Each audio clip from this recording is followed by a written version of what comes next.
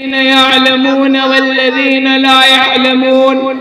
وقال رسول الله صلى الله عليه وسلم فضل العالم على العابد كفضل القمر ليلة البدر على سائر الكوكب او كما قال علیہ السلام. کسی شاعر نے کیا خوب کہا ہے، علم وہ دولت ہے جو لٹتی نہیں، علم وہ دولت ہے جو لٹتی نہیں، خرچ کرنے سے کبھی گھٹتی نہیں. فینا تم کرنا کبھی اور تسنا لوی کے شکوے، فینا تم کرنا کبھی اور تسنا لوی کے شکوے، آج میں کھانے کا میں کھانا اٹھا لاؤں گا. بہت اچھے. برادران اسلام، میں آپ حضرات کے سامنے کوئی لمبی چوڑی تقریر کرنے نہیں آیا ہوں، اس لیے کہ میں کوئی خطیب نہیں ہوں اور نہ کوئی واعظ ہوں اور نہ کوئی مفسر ہوں. صرف میں آپ حضرات کے سامنے علم دین کے موضوع پر گفتگو کرنے جا رہا ہوں. امید ہے کہ آپ میری باتوں کو انشاءاللہ بغور سماعت فرمائیں گے. آپ حضرات نے علم دین کی فضیلت و اہمیت کو بہت ساری کتابوں میں پڑھا ہوگا، بہت سارے مفکروں سے سنا ہوگا، بہت سارے دانشوروں سے سنا ہوگا.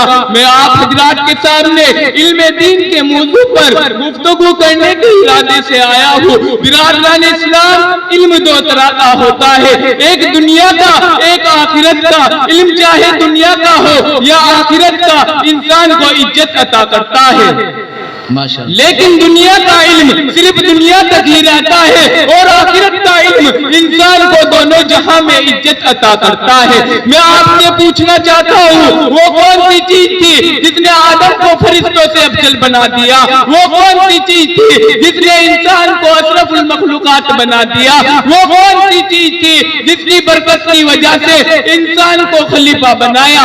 میرے محترم بزرگوں، دوستو، وہ علم کی دولت ہے.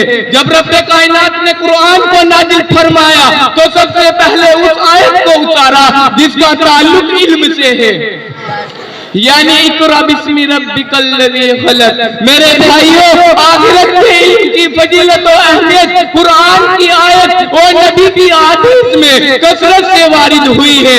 اللہ تعالیٰ ارشاد فرماتا ہے، قل هل يستوي الذین یعلمون والذین لا یعلمون. اے محمد، آپ کہہ دیجئے کہ جاننے والا اور انجان برابر نہیں ہو سکتا. جس طرح توحید اور شرک برابر نہیں ہو سکتے، جس طرح ہدایت اور ظلمت ایک جگہ جمع نہیں ہو سکتے، جس طرح محبت اور دشمنی برابر نہیں ہو سکتی، جس طرح حق اور باطل برابر نہیں ہو سکتے.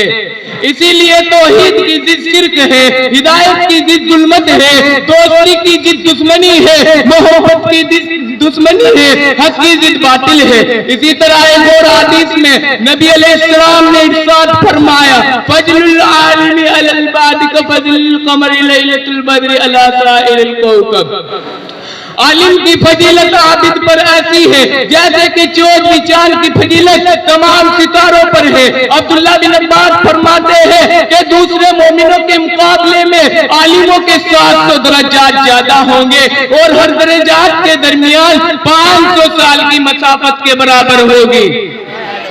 برادران اسلام، لیکن آج کے دور کے مسلمان اپنے بچوں کو اسلامی تعلیم سے دور رکھتے ہیں اور چھوٹے بچوں کو انگریزی تعلیم دیتے ہیں. یہ صرف شیطان کا دھوکہ ہے. وہ شیطان مردود جس نے عہد کر لیا کہ بن آدم کو جہنم میں پہنچاؤں گا، وہ شیطان جو ہمارے دین کا دشمن ہے، جو ہماری زندگی کا دشمن ہے، جو ہمارے ایمان اور اخلاق کا دشمن ہے.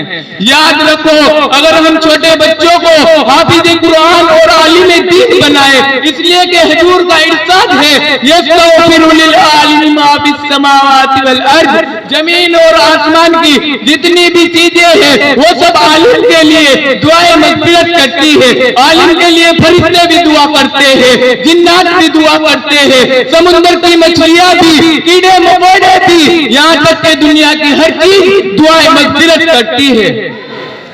ہونا تو یہ چاہیے تھا ہمارا دین صحابہ کے دین کی طرح، ہمارا معاشرہ صحابہ کے معاشرے کی طرح، ہمارا کردار صحابہ کے کردار کی طرح، لیکن سب اس کا الٹا نظر آتا ہے.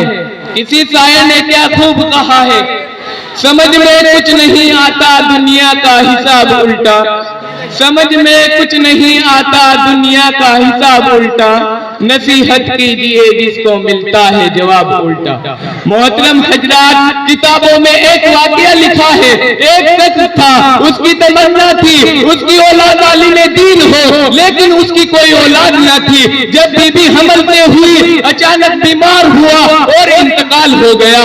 इंतकाल होने से पहले उसने वसीयत की थी, अगर उसके यहाँ लड़का पैदा हुआ तो आलिम दीन बनाना। खुदा की कुदरत से लड़का ही पैदा हुआ। उसके कई दिनों बाद एक दूसरे शख्स ने मरने वाले को ख्वाब में देखा, ऐसे इशरत में देखा, तो ख्वाब देखने वाले ने पूछा, इससे पहले भी तुम्हें देखा था, तुम आजाम में मुब्तला थे और अब देखता हूँ सानो शौकत के साथ अपना वक्त गुजार रहे हो। उस मरने वाले शख्स ने कहा, आज मेरी बीबी ने मेरे बच्चे का मदरसे में दाखिला कराया और आज ही इस बच्चे ने बिस्मिल्लाह पढ़ी, जिसकी वजह से अल्लाह ने मेरी मगफिरत फरमा दी। मेरे नौजवान भाइयों, इस वाक़े से इबरत हासिल करनी चाहिए और अपने बच्चों को दीनी तालीम दे, इसलिए कि आलिम के कलम की सिहाई शहीदों के खून से भी अफजल है। हसन बसरी फरमाते हैं, अगर उलमा के कलमों की सिहाई और शहीदों का खून तोला जाए तो सिहाई का वजन ज्यादा हो जाएगा। क्यों न हो, इल्म की तलब इबादत है, इल्म तन्हाइयों का साथी है, इल्म दिल की जिंदगी है, इल्म ईमान है, अमल उसके ताबे है। कुरान में अल्लाह फरमाता है, या अय्युहल्लज़ीना आमनू अतिउल्लाह व अतिउर रसूल उलिल अम्र मिनकुम।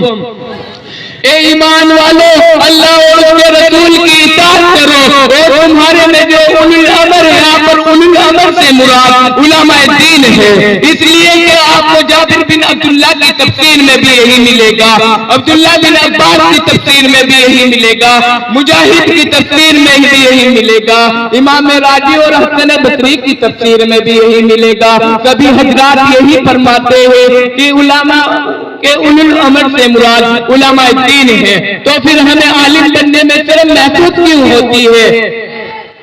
इसकी वजह ये हो सकती है, शैतान हमारे दिलों में वसवसा डालता है। तो इसीलिए किसी शायर ने क्या खूब कहा है कि जवा हो अजम तो तारे भी टूट सकते हैं, कि जवा हो अजम तो तारे भी टूट सकते हैं, कठिन नहीं काम कोई आदमी के लिए। कदम चूम लेती है खुद बढ़कर मंजिल, कदम चूम लेती है खुद बढ़कर मंजिल, मुसाफिर अगर हिम्मत ना हारे वमा अलैना इल्लल बलाग।